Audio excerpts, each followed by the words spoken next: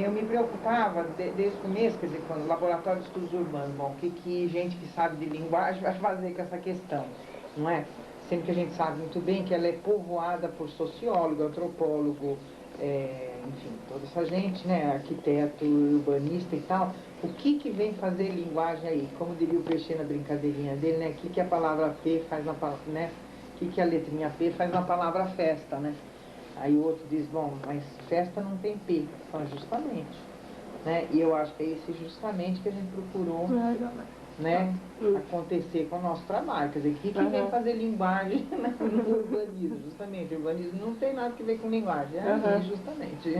É verdade. Tem, então, onde tem, como é que tem e tal. Então, esse assunto, do jeito que ele foi formulado e praticado, né, no projeto, ele nos permitiu fazer existir um P que não existia antes em lugar nenhum, vamos dizer, porque não cabia na palavra festa aí, né?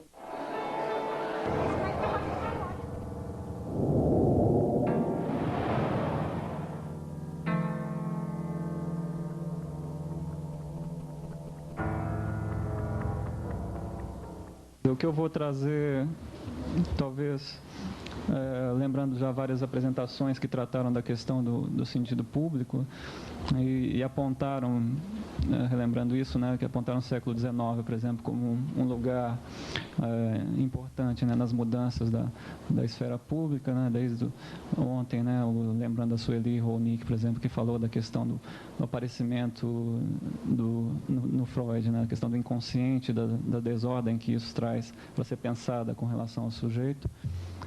Também a Raquel Ronick, né, falando sobre, no século XIX, a questão do urbanismo, como que aparece, né, antes com o desenho da cidade, depois a mudança com o urbanismo, né, que essa é uma relação diferente. E hoje também o trabalho da Mônica, quando ela diz que a partir do trabalho dos urbanistas também a diferença passa a ser interna, né? Então eu vou estar discutindo essa questão, sempre da questão da ordem na cidade, a desordem na cidade, pensando isso nas condições históricas, sobretudo, né, que nessa perspectiva que eu trabalho, né, na análise do discurso.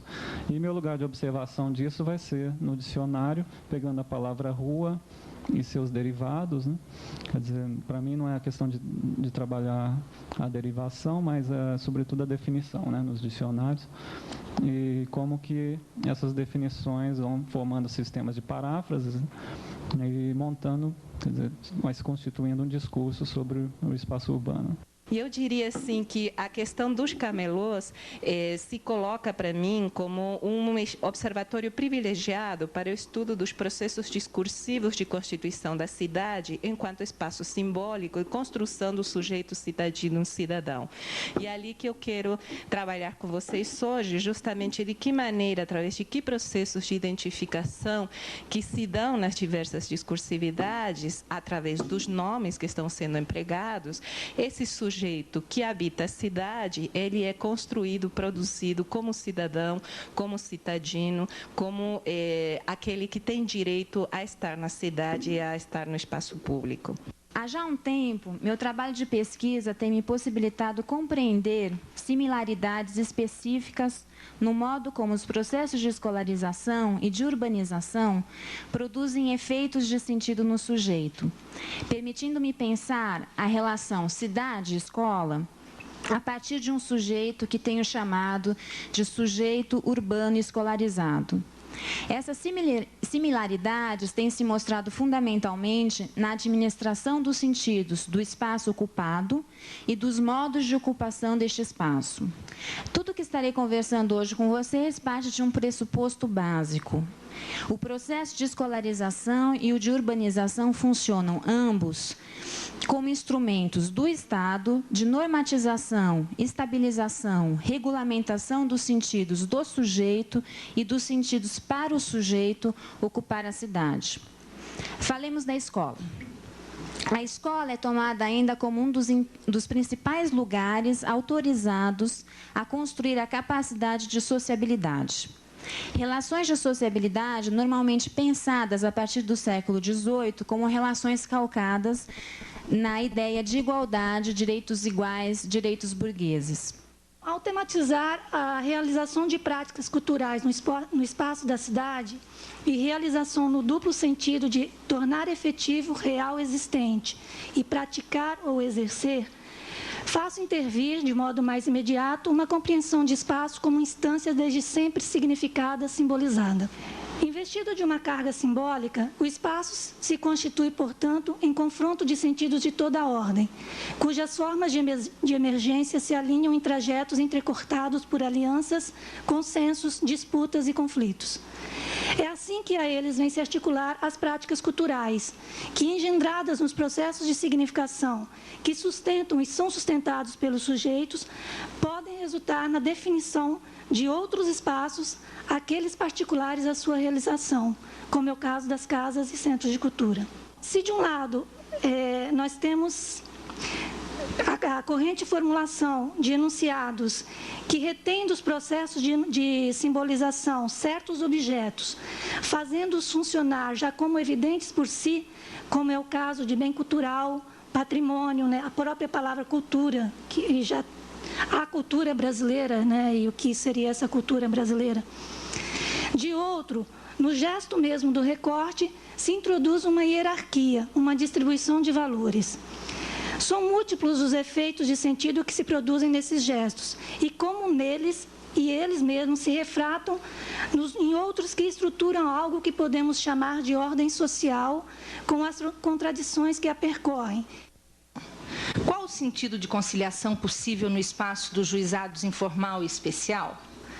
Talvez seja produtivo nos perguntarmos quais os sentidos aí possíveis. É certo que, na perspectiva discursiva, criticamos a noção de conciliar como consenso mútuo, mas é preciso analisar as consequências desse sentido no interior do funcionamento jurídico. Parece-me que, justamente por se propor um espaço cujo objetivo primeiro é a conciliação, os juizados informal e especial cível abrem espaço para vozes reclamantes, não mais intermediadas por defesa e promotoria, inseridas no patinar da justificação dos confrontos cotidianos urbanos, que se querem direitos reconhecidos e solucionados. O juiz conciliador trabalha, pois, na tensão entre reclamação e direito, uma reclamação que, em sua possibilidade material simbólica, se dá como espaço de desestabilização do lugar dogmático da lei. No caso do juizado especial, por ele as relações se darem ao nível de uma informalidade, que é um lugar frágil, me parece, né, de todo o Código Penal, né, essas questões cotidianas, justamente, que se colocam. Bom, como é que isso se resolve em termos de direito? Então, e você tem isso se avolumando, digamos, né, em termos das relações sociais, das relações nas relações urbanas. Em relação ao projeto temático O Sentido Público no Espaço Urbano, tenho investigado a violência com crianças e adolescentes no interior da família, procurando apreender aí os inúmeros processos de significação aos quais as famílias denunciadas são submetidas. Significações cujos efeitos acreditamos produzir deslocamentos nos processos identificatórios e identitários, tanto dos pais considerados como supostos agressores, como de seus filhos considerados como supostas vítimas. Problemática que nos parece presentificar hoje um amplo processo de esvaziamento da instituição família enquanto instância simbólica. Por exemplo, em relação à denúncia realizada por vizinhos, procedimento bastante comum em casos de violência familiar, não acreditamos poder remetê-la apenas a uma prática da cidadania de defesa da criança ou a relações de micropoder aí existente, mas também a um funcionamento subjetivo constituído por relações de identificação e espelhamento. O sujeito migrante na cidade, ele está constituído por uma memória discursiva. E essa memória discursiva não será mais suficiente para a sua necessidade imediata de simbolização. Daí ele tem que lidar com novas condições de produção, com o novo real, o objetivo, e, por isso, a memória discursiva constitutiva se desinstala, né? Começa a haver quebras, rupturas. Eu me lembro disso também em relação à fala da Sueli ontem, quando ela fala do movimento de sentido, transformações. Então, desinstalação da memória discursiva constitutiva do sujeito. Em relação à quantidade em Tóquio e a outra linguagem, né, iconográfica, os outros ícones que estão ali, deve ser a mesma impressão de um analfabeto numa cidade nossa. Não é? Então, isso coloca assim, também uma questão de quanto se consegue automatizar, ou de quanto se consegue metaforizar da quantidade em cada ambiente, em cada cidade, de acordo com o modo social dela, que deve ser... O que é muito para uma cidade pequena é muito diferente do que é muito em Tóquio.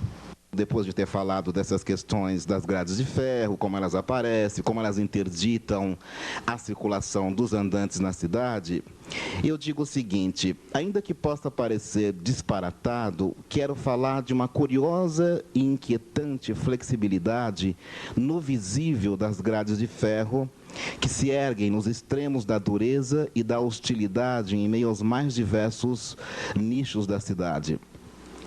A distribuição irregular dos assecamentos ao redor de praças públicas, nos limites exteriores de marquises, nas entradas de prédios particulares ou oficiais, fazem pensar em uma singular ordem de coisas e sujeitos.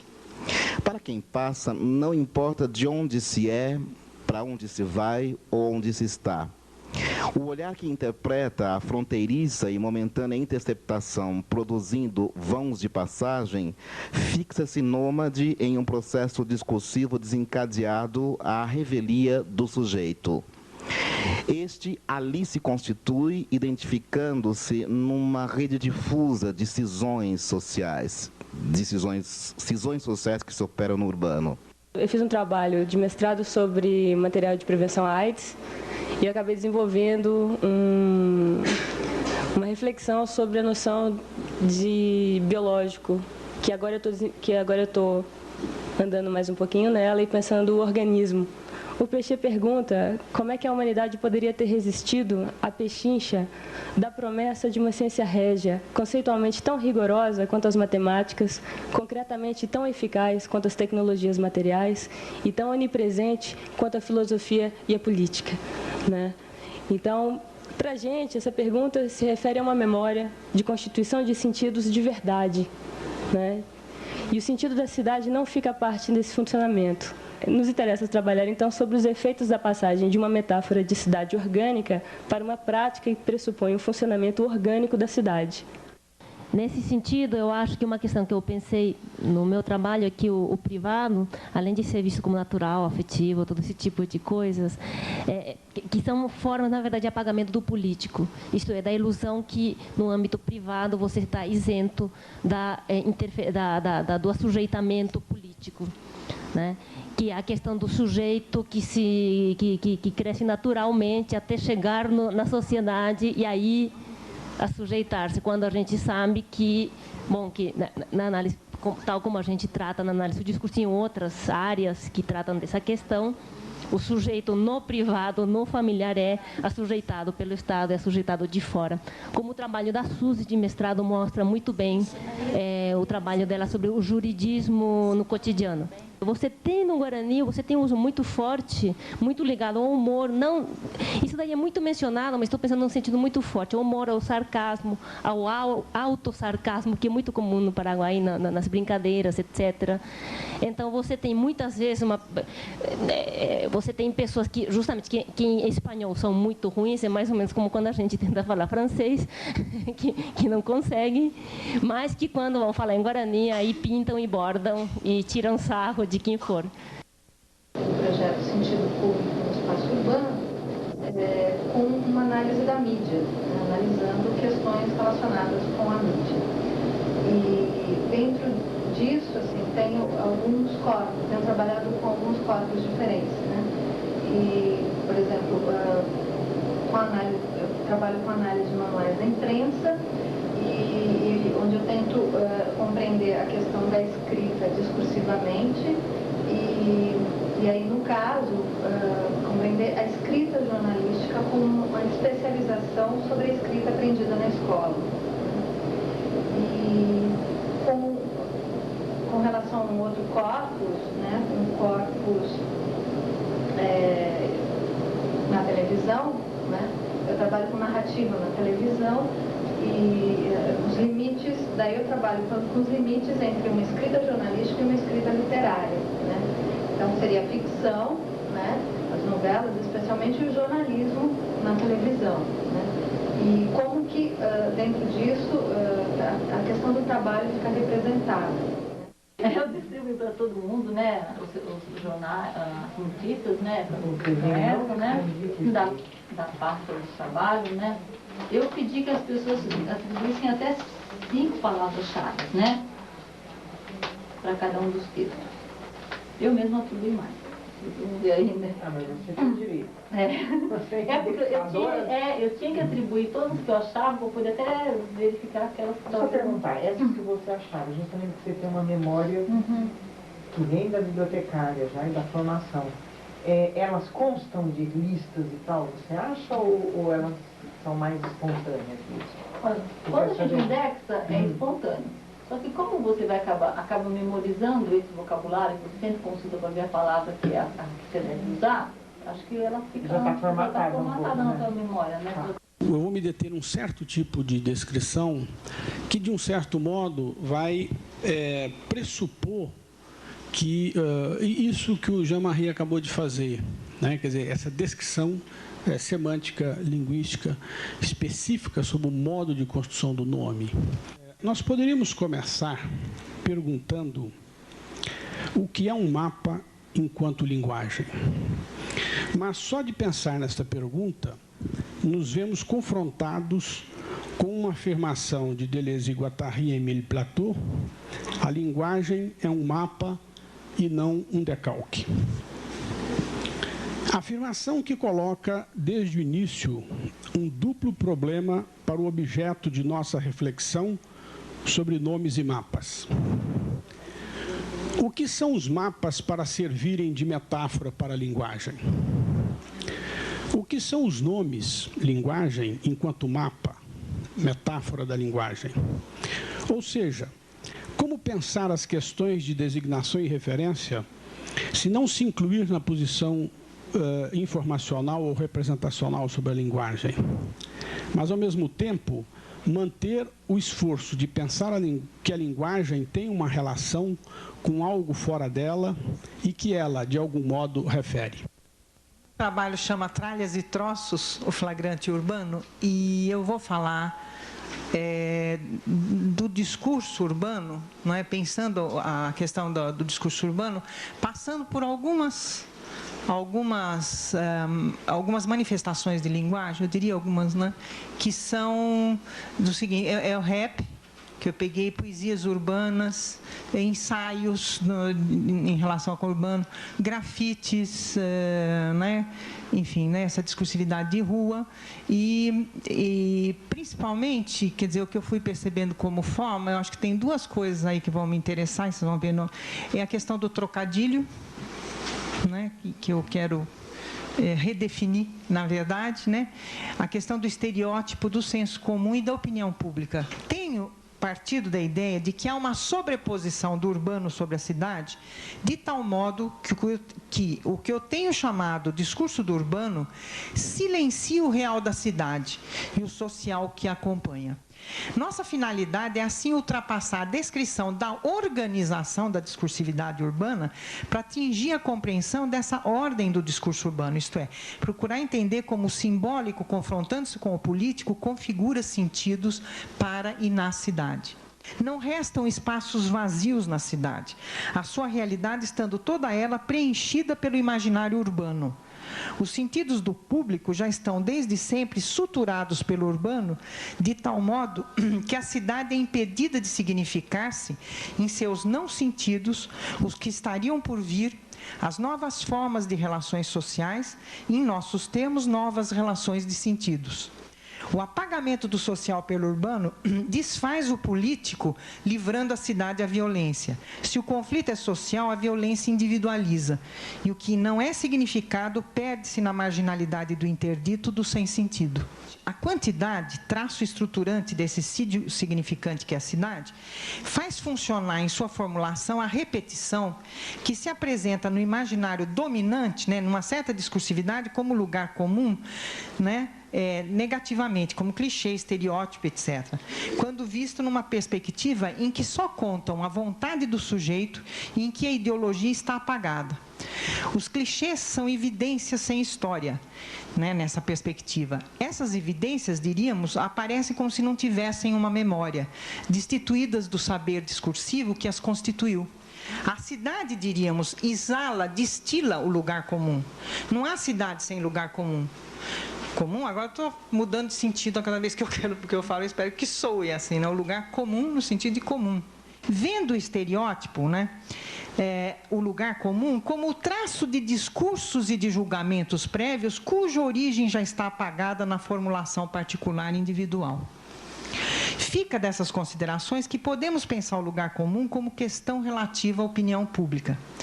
Não há opinião pública sem efeito de pré-construído. Quer dizer, é impossível, né? Quer dizer, se não é isso no social. O que, interpretado pelo discurso urbano, redunda em dizer que não há possibilidade de opinião pública sem estereótipos, sem ideias recebidas, sem lugar comum.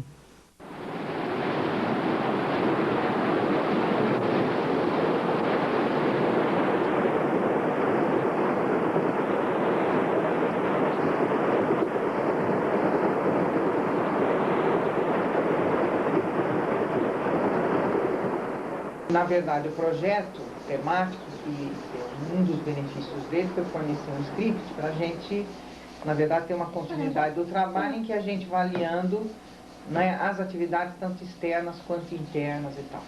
Aí vem essa coisa de procurar de uma maneira mais integrada, justamente daí a ideia do projeto, né, temático, acho que é bom, pegando a questão da cidade e ao mesmo tempo, então, entrando numa coisa mais consistente, eu diria, muito mais estruturante, pensando discursivamente como é que sujeito, linguagem e história estão constituindo esse espaço particular de significação que é o espaço urbano. Assim que é,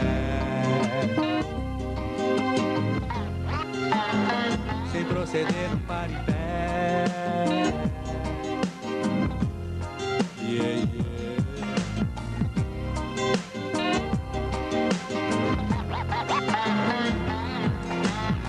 Realidade é muito triste, mas é no subúrbio surge esse mundo, submundo que persiste o crime. Pegar o trem é arriscado, trabalhador não tem escolha, então enfrenta aquele trem lotado. Não se sabe quem é assim, pode ser ladrão ou não, tudo bem se for pra mim. Se for polícia fica esperto, Zé, pois a lei da cobertura pra ele te socar se quiser.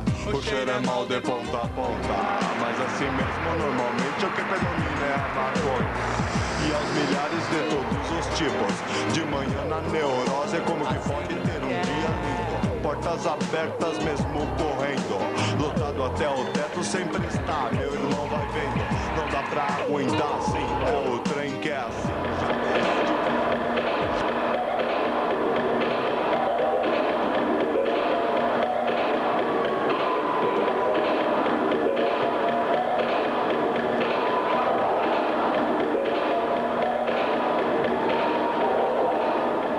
Quem quiser usar, usa. O problema é dele, entendeu? A gente gosta mesmo é de dançar. A gente gosta de dançar. Quem quiser acompanhar a gente, beleza. Quer dançar com a gente informa como que é a cultura, por que é legal, por que não é, beleza. Agora, que se não quiser, quer se estrepar, quer fumar, quer cheirar, quer matar, o problema é dele, entendeu? A gente só tá dando uma ideia pra ver se quer seguir. Se quiser, segue. Se não quiser, cada um tem a sua cabeça.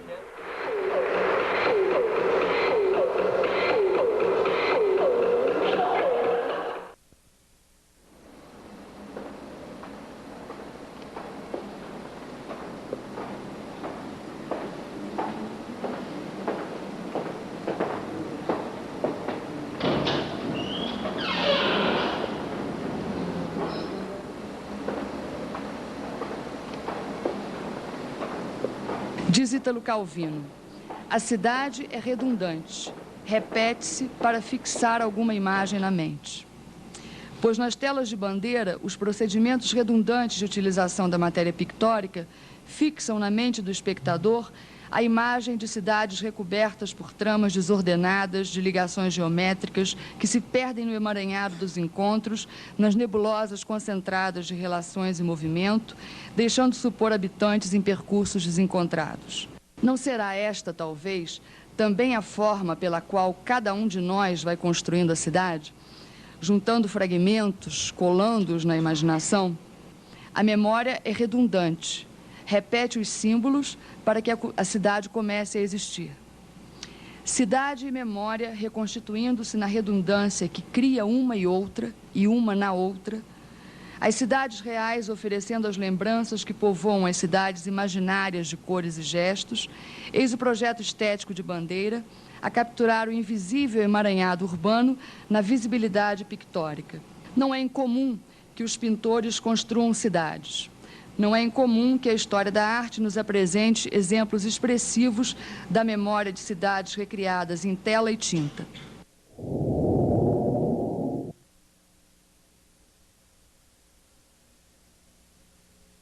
Meu nome é Romualdo, sou docente da Unesp de Rio Claro, vinculado ao Departamento de Educação do Instituto de Biociências.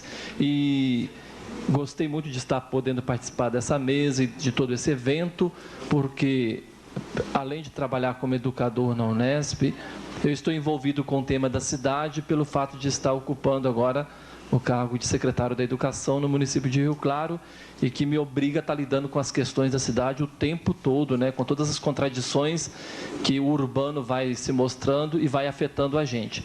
E não tem como não estar sensível a isso, né? Por isso, então, eu elogio muito essa promoção do Laboratório de Estudos Urbanos, que vem expondo suas pesquisas e produzindo linguagem e oferecendo palavras para ressignificarmos estas contradições que vamos experimentando no viver urbano. Queria agradecer esse convite, porque acompanho de longe o trabalho do Laboratório de Estudos Urbanos, o trabalho da Eni Orlandi, das pessoas ligadas a ela, e é uma coisa que eu respeito muito, gosto muito e gosto muito que exista. Nos processos de subjetivação que a gente está vivendo a partir da realidade urbana, mas que hoje não é mais nem só, imagino que vocês também trabalhem por aí, não é nem mais só uma realidade urbana, é uma subjetividade forjada nessa espécie de cidade digital, sei lá como a gente poderia chamar isso, né? Nesse transurbano internacional que a gente está vivendo, né? Eu vou trabalhar pegando uma questão que está muito presente na vivência subjetiva da gente, está presente no nosso dia a dia, também está presente como questão cultural, que fica sendo ventilada em todos os campos da cultura, que é a questão do caos. E vou estar querendo pensar novas figuras do caos que estão se constituindo hoje. É extremamente interessante a temática deste encontro. Além disso, já há 4 anos eu presido a Comissão Nacional de População e Desenvolvimento, e que tem como objetivo dar elementos ao governo brasileiro para políticas sociais e o monitoramento dessas políticas. E eu acredito que eu vou aprender muito nesse encontro, pelas exposições e pelo debate, que poderão me dar elementos, inclusive, para essa minha nova função junto ao governo federal. Todos esses temas que vêm sendo tratados foram tratados com uma extrema sensibilidade, especialmente esse que nós estamos trabalhando, que tem a ver com essa questão da encruzilhada, e é um pouco isso que eu me sinto. Há uns anos atrás eu fiquei sabendo do trabalho da Eni, e isso nos aproximou, quer dizer, nessa encruzilhada dessa vida, né? E é mais interessante que depois as minhas alunas vieram trabalhar com a Eni e deu assim um impulso muito grande nos trabalhos que nós vamos desenvolvendo aqui na Faculdade de Educação Física. Eu me sinto profundamente sintonizada com a referência teórica de vocês, assim como também a prática empírica, né? Eu vou dialogar mais com o Pedro no seguinte sentido, porque eu tenho um projeto financiado pela FAPESP, que é numa linha nova, que melhoria do ensino público. E esse projeto prevê a produção de conhecimento e intervenção na escola pública, né? Eu vou tentar estabelecer algum diálogo com as questões que estão sendo colocadas aqui, com base também, já fui mudando um pouquinho as coisas com base no que eu vi da Cláudia e da Rosângela, e sobretudo, levantar algumas questões para o nosso debate, né? Eu vou trazer alguns temas para esse debate e, sobretudo, tentar discutir um pouquinho a ideia de espaço público, né? E de esfera pública na cidade. E vou tentar trazer essa discussão de espaço público e de esfera pública para a questão do desenho do espaço urbano, propriamente dito, tentando fazer uma leitura desse desenho e pensar que o desenho não é absolutamente indiferente, muito pelo contrário, ele é constitutivo, né, do discurso, né, daquilo que se pode ler na cidade, na medida em que a cidade, além de ser território, espaço vivido, a cidade é um texto. E o texto da cidade é definido através dos elementos morfológicos do desenho urbano. Inicialmente, eu gostaria de agradecer à comissão organizadora, porque é uma grande oportunidade de estar discutindo com vocês algumas reflexões, porque eu trabalho com algumas questões da cidade que ainda tenho muito o que estudar, porque eu trabalho com a pessoa portadora de deficiência física, onde se tem o patológico definindo o social, e trabalho com a questão da dança. Na verdade, quando a gente fala que a língua angolana, a língua portuguesa, ela é uma língua nacional, mas isso deixa de lado que existem outras línguas que precisam ter espaço público e que não conseguem essa inserção, né, institucionalmente, enfim. Je vais proposer d'examiner dans cet exposé assez bref la question donc de la désignation des voies dans un espace urbain. Et je vous propose d'examiner cette question sous un angle linguistique, exclusivement linguistique. Ao invés de eu ficar pensando, que é uma característica minha, talvez, né, de trabalho analítico, nesse sujeito, como a Sueli estava descrevendo, né, imerso nesse caos, na deriva, e, portanto, daqui para diante, né, no devir desse sujeito, eu estou sempre muito preocupada em entender as heranças, né? Nós descobrimos que o perfil da cidade fica desenhado pelos poetas, pelos compositores, ao longo do tempo. E é possível identificar cada período, cada época, pela maneira que se fala da cidade.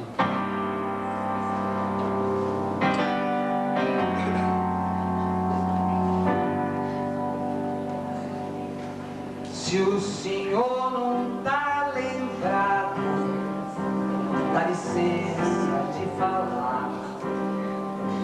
Ali onde agora está aquele edifício arco, era uma casa velha, um palacete assobradado. E em cada congresso que a gente vai, que fala, que as pessoas entendem ou não entendem, e não entender não significa que a gente então achasse que não estava bom, não entendeu, não ser entendido ali, significava justamente que essa conversa nossa não estava passando, portanto, nós tínhamos que fazer também, além do esforço da compreensão do próprio objeto, um esforço de fazer compreender aquilo que a gente estava propondo, e como consequência, justamente, quando era entendido nessas relações mais superficiais, que eu acho que são congressos, seminários, assim, rápidos e tal, conferências que a gente fazia, essas pessoas, a gente tinha um retorno que era que essas pessoas procuravam para parcerias, para assessorias, né? Ou mesmo só para ir falar de novo, para conversar melhor, começava a vir aqui, a se interessar pela nossa sequência de seminários, etc. E isso tudo, quer dizer, foi possível, por quê? Porque as relações estabelecidas a partir de um grupo de pesquisa, elas são incontáveis, eu diria até, né? Quer dizer, isso vai se espraiando quando efetivamente esse grupo produz um trabalho real, vamos dizer, é meio ilimitado como consequência aquilo que pode produzir. Tem um domínio fácil de estudar, mas o problema é saber o que fazer com isso. Porque o material é evidente, mas a explotação é muito problemática. Não vejo bem o que se pode fazer com isso. Tive um projeto imenso no Credif há 25 anos. Procurará estudar todas as inscrições numa cidade. E pensar na cidade saindo da cidade, né? Saindo desse tipo de cidade que constitui a gente aí, que é o que vocês vêm discutindo um pouco o tempo inteiro, mas parece que essa ideia cristalizada de meu trabalho não tem nada a ver com a cidade, fica me incomodando o tempo inteiro, né? Parece que não tem nada a ver com a cidade, mas na verdade o que é essa cidade, né? Então, eu dei um nome ao meu trabalho de educação bilíngue e escrita, efeitos da urbanização indígena. Foram as crônicas que sobraram, né, aqui no Brasil, que a gente tem acesso até para análise. E eu fui tentando descobrir, verificar quais eram os cronistas e como que a crônica era organizada de século para século. Mas foi uma catalogação não muito... Foi na literatura? Eu não sou um linguista. Esto es importantísimo. Y particularmente no un sociolinguista, pero una persona que se ocupa de derecho linguístico. Donc, comme il y avait deux types d'activités de recherche que j'avais en tête, qui étaient le travail du laboratoire des études urbaines, d'une part, l'étude urbaine, et d'autre part, les problèmes autour des transmissions du savoir, hein. Bon, j'ai pensé que la question de la dénomination était un bon sujet pour pouvoir aborder ces deux axes. En termes de genre, je ne saurais pas dire. En termes d'écriture de personnes, c'est vrai qu'il y a des sujets singuliers qui écrivent avec énormément d'allusions. Ça, c'est vrai. Je sais que, par exemple, j'ai le souvenir, moi, du début d'un livre de Pécheux et Françoise Gadet qui s'appelle La langue introuvable. Il y a 4 ou 5 pages au début où j'étais, moi, exaspérée. Parce que quand on perçoit qu'il y a des allusions qu'on ne comprend pas, c'est très, très exaspérant, puisqu'on sait qu'on passe à côté du sens. Com o agravamento do desemprego, fruto de capitalismo que se generaliza e que faz da empresa um modelo de racionalidade para todo o corpo social, onde tudo se torna móvel, mercadoria, capital, atividades, informações e homem. Tudo se movimenta. Está móvel. Diante do tema proposto, então, eu procurei pensar as redes de cidades a partir de referências espaciais, já que esse é o meu ramo, eu sou geógrafo. Essa é uma das imagens do Reis, é uma fotografia que aparece no meio da narrativa publicada no livro. Essa é a entrada da bilheteria. Então aqui você compra o seu bilhete, todas as informações nessa espécie de uma poluição visual, né, que existe na bilheteria lá, pode dizer todos os nomes dos barcos, a saída, para onde vai, é uma confusão. E aqui eu tive que esperar um momento porque o movimento de pessoas que passam é muito grande. Mas ainda leva você sempre de sobrar de faltar, né?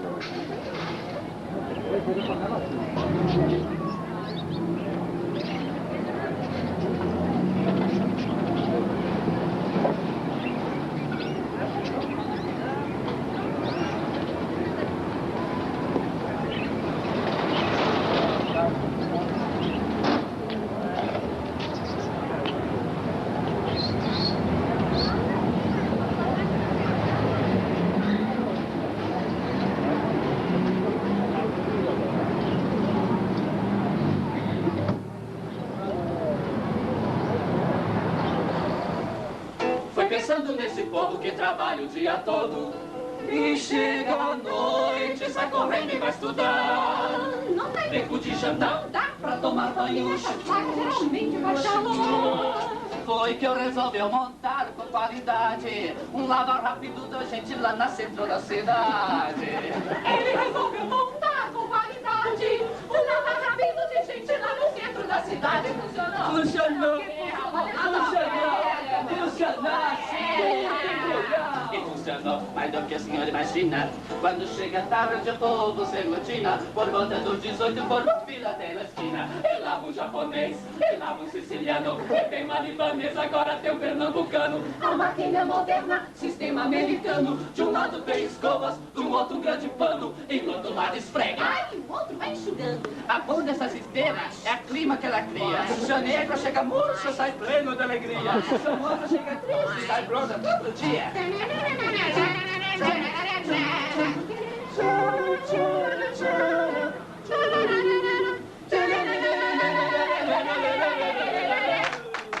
Ele resolveu voltar com qualidade um lava rápido de gente lá no centro da cidade. E funcionou! Funcionou mesmo, rapaz! E funcionou! E funcionou! Funcionou mesmo, né, senhor? Não falei pra você. O percurso do homem no mundo é assim mesmo, um percurso de golpear o contínuo, instaurando sentidos. O corpo que percebe é sempre um corpo já instalado num território povoado dos contrastes, iterações, desvios, analogias que instituem as relações de significação construídas numa linguagem. O corpo que sente é ele mesmo percebido em desfusão com o mundo já por um ato de linguagem. Esse movimento inaugura a significação.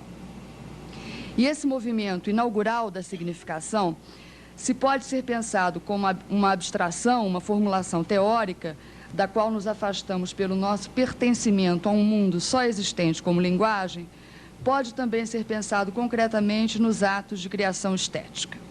Eu trouxe o meu discurso assentado em cima de uma experiência de um projeto artístico, essencialmente artístico, de intervenções em espaço público. E, portanto, talvez seja interessante a gente pensar o que eu vou colocar agora a partir dos dilemas e questões que se coloca quem, nesse contexto, procura se perguntar sobre os problemas, as questões conceituais e as determinações políticas e econômicas de ações de qualquer natureza, mas nesse caso mais marcadamente artísticas, no espaço público. Eu começo me perguntando em relação ao tema da mesa: políticas urbanas e cultura ou políticas urbanas como políticas culturais? Isto é, a cidade, como tudo mais, hoje, como uma instância, talvez privilegiada sim, mas de qualquer modo indiscernível do assim chamado cultural, quando, aliás, tudo parece ter virado cultura. Do ponto de vista da teoria sociológica, já está mais ou menos bem debatido que a ideia de comunidade, quer dizer, a relação face a face, a relação entre pessoas que se dizem iguais, ela, ao mesmo tempo, dá o conforto, mas aumenta o grau de tensão e ela provoca violência. Então, nós temos aí toda uma tradição de estudo sociológico sobre a comunidade, principalmente americano, nessa linha da comunidade, não é, edulcorada, quer dizer, aquele espaço ideal, não é, a era de ouro da sociedade, quando todo mundo vivia tranquilamente, bonitinho, sem conflitos. Richard Sennett falou da comunidade destrutiva, né? Ou seja, que esses laços, esse ideal de volta à comunidade significa, na verdade, um projeto político de negação da multiplicidade e da alteridade. Então, o projeto Condomínio Fechado, ele faz parte do problema. Então, o que espanta ver é como essas coisas estão completamente hoje impregnadas, né, do próprio neoliberalismo, tanto que isso dá origem, e isso para mim é uma grande questão, de como diferenciar as práticas, né?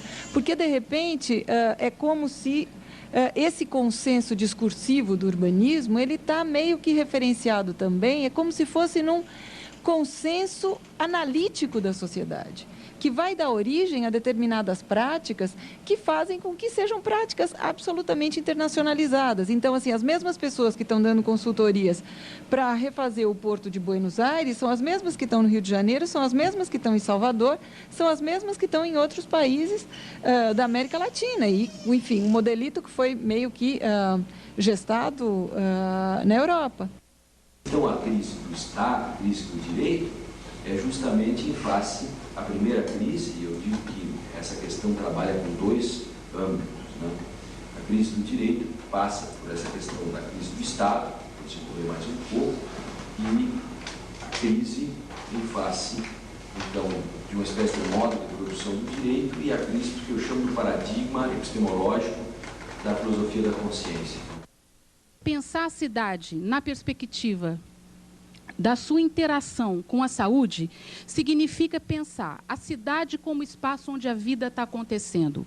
Significa pensar a cidade enquanto um espaço de intervenção e de mobilização em torno desses interesses coletivos.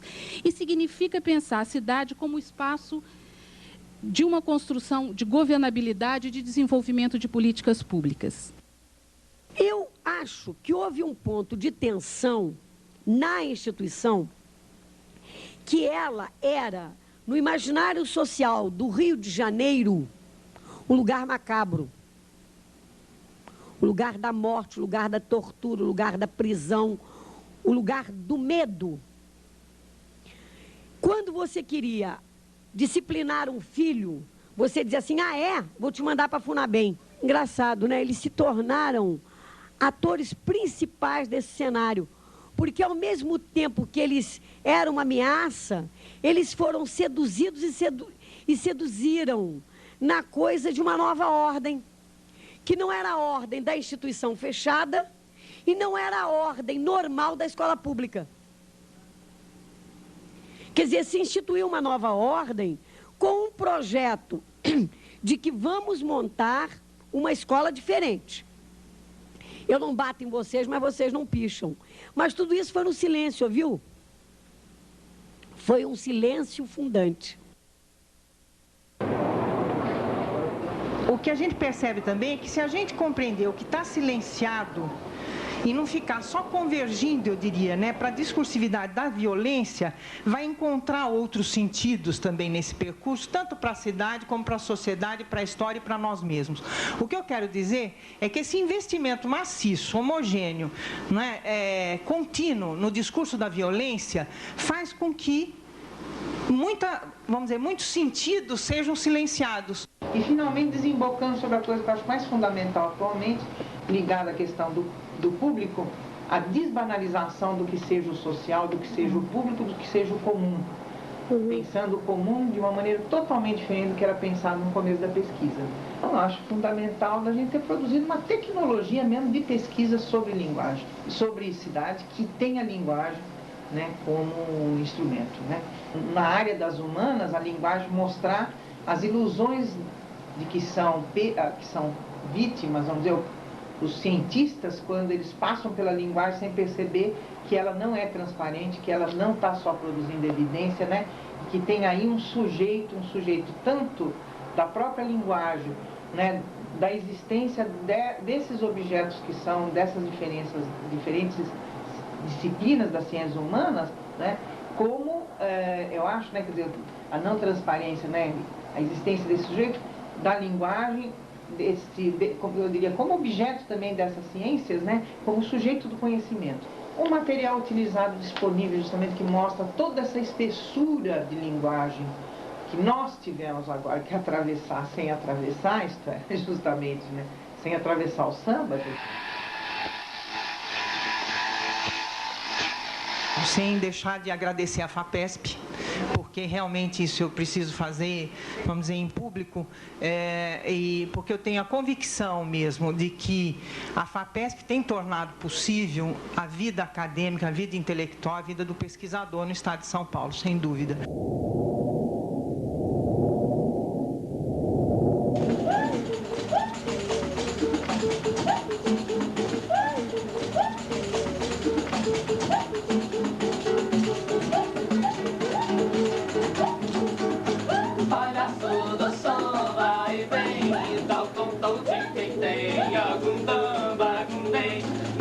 um tal de um dentão, boiando, boiando no meio do trem. Ha!